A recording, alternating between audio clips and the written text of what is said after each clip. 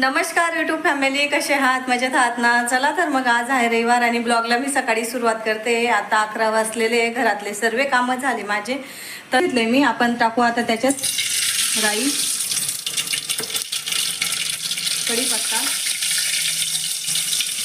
आणि आपण हा मसाला करून घेतलेला आहे तो मसाला टाकू.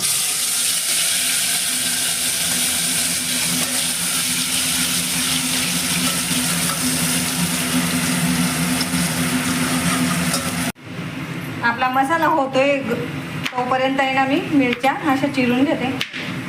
अशी चिरून